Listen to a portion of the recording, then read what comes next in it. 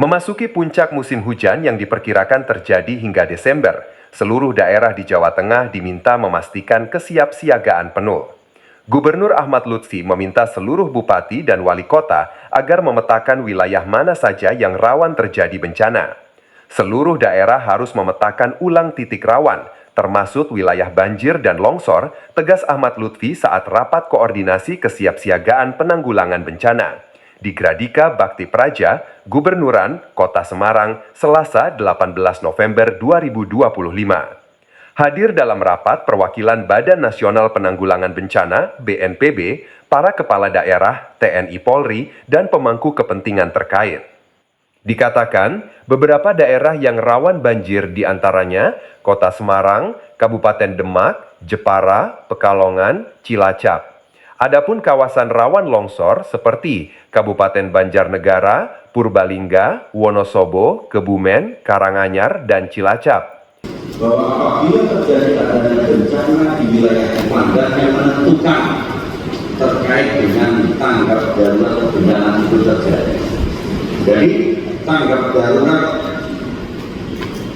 wilayah apabila terjadi adanya force majeure, baik itu bencana banjir, tanah longsor, kemudian gunung meletus dan lain sebagainya, maka secara tidak langsung para bupati sebagai kepala wilayah membuat surat tanggap segera terkait bencana ini sendiri berikut strukturnya, kemudian penanganan.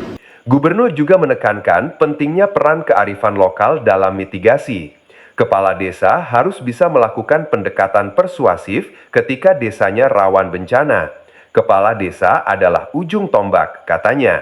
Ia menyebut Jawa Tengah memiliki 8.566 desa dengan banyak desa tangguh bencana atau destana yang harus dievaluasi kembali.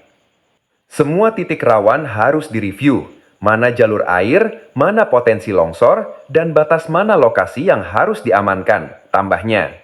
Gubernur meminta Pemkab-Pemkot memastikan kesiapan SDM, sarana prasarana, dan logistik. Sistem peringatan dini juga harus dijalankan hingga ke tingkat desa. Sedia payung sebelum hujan. Jangan sampai warning tidak sampai ke warga hanya karena alasan ekonomi mereka enggan mengungsi, ujarnya. Gubernur menginstruksikan seluruh unsur untuk memperkuat koordinasi lintas sektor. Menurutnya, tidak boleh ada ego sektoral dalam penanganan bencana. Anggaran on-call harus siap dan cepat digunakan. Semua harus bekerja dalam satu komando. Tujuannya keselamatan masyarakat, tegas Ahmad Lutfi. Dijelaskan, provinsi siap memberi bantuan cepat kepada daerah yang membutuhkan. Dari BPBD Jateng menyampaikan masih terdapat anggaran bantuan tidak terduga (BTT) sebanyak 20 miliar.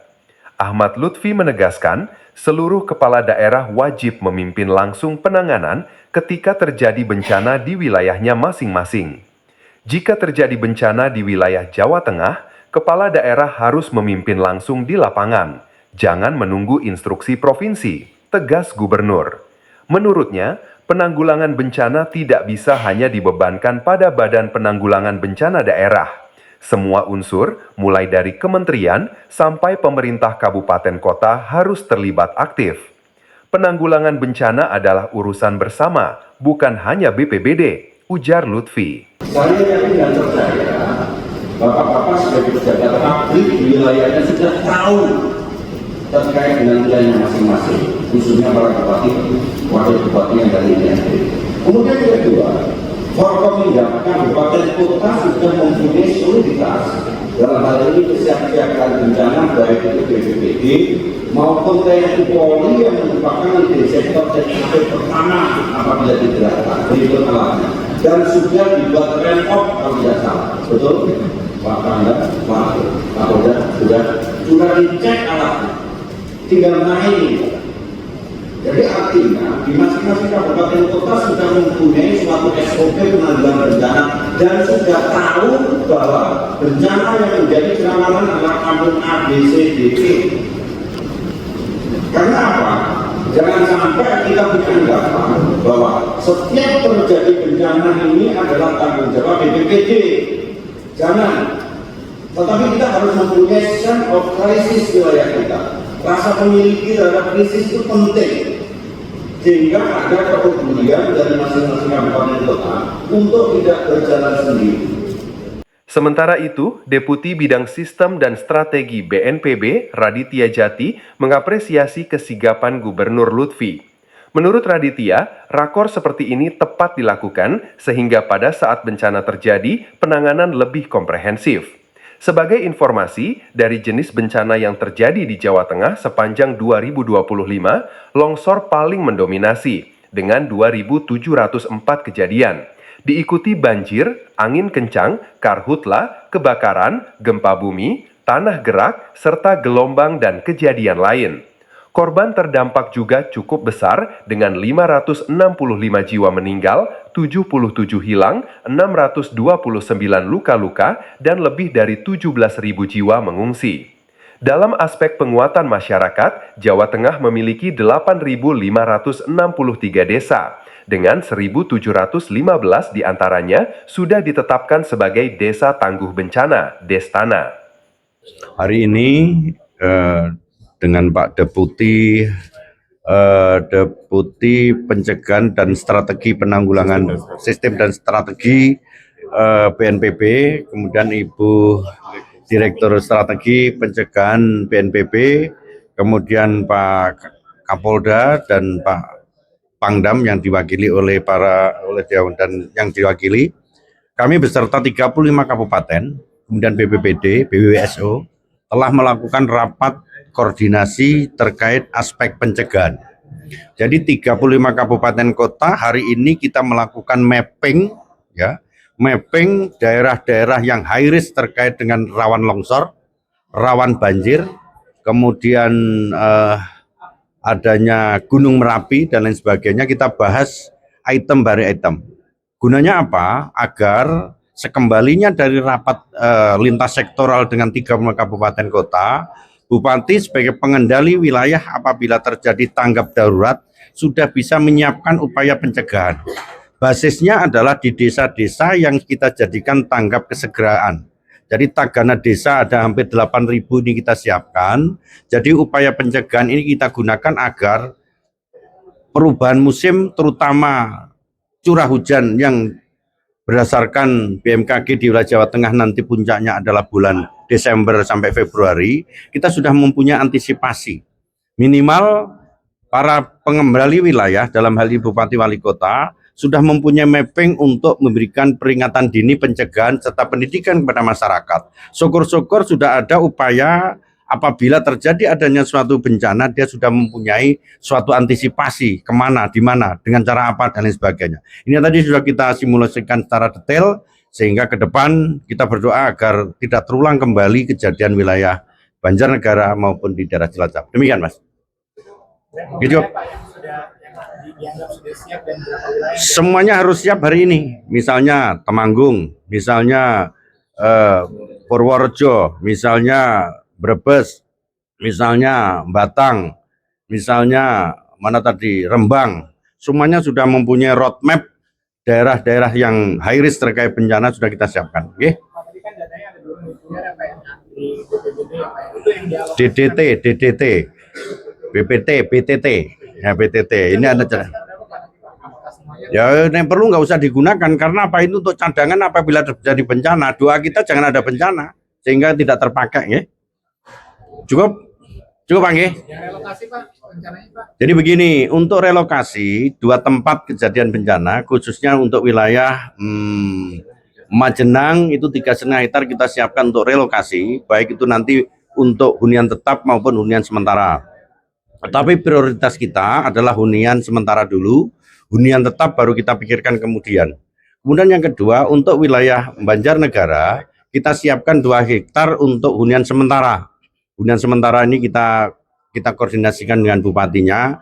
Kemudian untuk hunian tetapnya kita pikirkan kembali. Karena hunian sementara ini untuk sesegera mungkin jangan sampai mereka di tempat pengungsian yang kira-kira lebih representatif lah apabila di Huntara.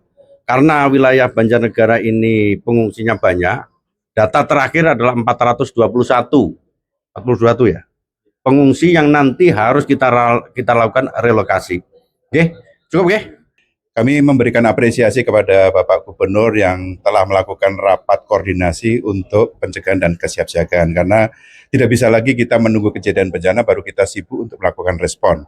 Salah satu yang menjadi urgensi sekarang adalah bagaimana setiap daerah, kabupaten kota itu memiliki peta risiko bencana yang menjadi standar mandatori minimum dari Kementerian Dalam Negeri bahwa setiap daerah memiliki peta risiko, kemudian informasi yang bisa disampaikan kepada masyarakat, bagaimana upaya pencegahan dan mitigasinya, dan bagaimana kalau itu terjadi kedaruratan bisa dilaksanakan secara efektif dan efisien. Untuk itu kami tadi menyampaikan kawasan mana saja yang peta risikonya itu belum siap, terus kemudian yang harus segera dilakukan adalah peta risiko di overlay dengan prediksi dan proyeksinya dari BMKG. Jadi nanti akan kelihatan dari BPBD dan Pusdalop mungkin bisa langsung kelihatan mana potensi risiko curah hujan tinggi, misalnya kita menghadapi curah hujan tinggi terhadap ancaman hidrometeorologi banjir dan longsor akan kelihatan. Dan yang paling penting tadi dari Pak Kapolda dan Pangdam bahwa Babinsa Babinsa menjadi ujung tombak bersama BPD dan masyarakat untuk membangun desa tangguh bencana. Mereka disiapkan dan dengan sistem siskamling, mereka harus poskamling harus melakukan edukasi termasuk gladi dan simulasi. Berapa lama mereka waktunya untuk melakukan evakuasi secara mandiri dan bagaimana upaya untuk koordinasi jenis kentongan polanya seperti apa bila mana terjadi ancaman. Jadi saya rasa kita harus mulai dari level yang paling bawah, yaitu desa. Untuk itu mari kami mendorong desa tangguh bencana untuk bisa diadaptasi di beberapa kabupaten kota. Nah, sekali lagi yang paling penting lagi adalah masalah rencana penanggulangan bencana. RPB ini adalah menjadi wajib dari kabupaten kota supaya bisa dianggarkan 5 tahun ke depan. Bagaimana perencanaannya mulai dari edukasinya, literasinya, upaya mitigasinya, termasuk yang paling mendasar adalah upaya-upaya melakukan normalisasi, upaya mengurangi sedimentasi, peralihan fungsi lahan, mengembalikan fungsi normal sungai lagi, dan terutama tanggul-tanggul supaya kuat dan tidak mengakibatkan banjir dan seterusnya. Terima kasih.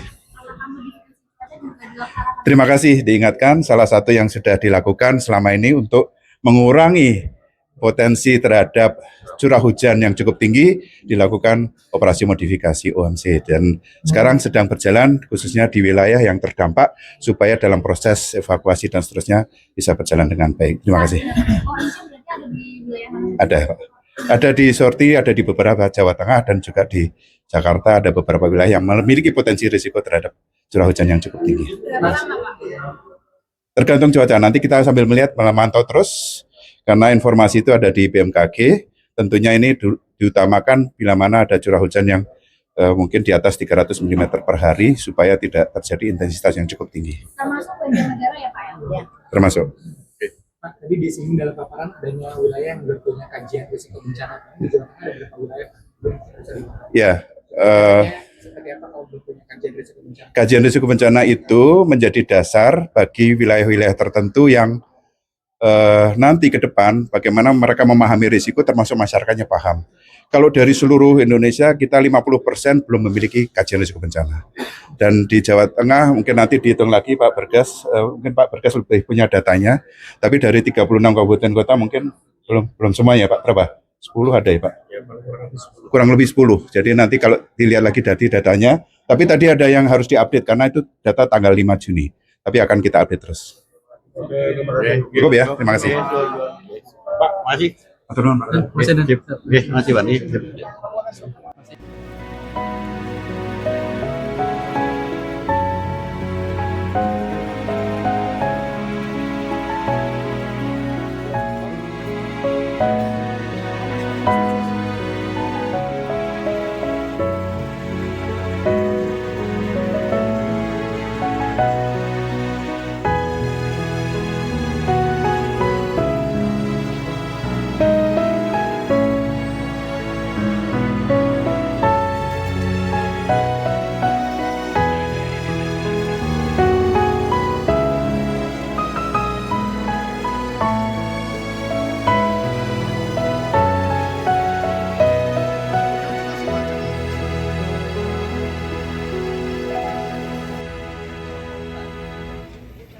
Tetap pantau dan ikuti channel @portalika news untuk informasi terbaru dan terkini.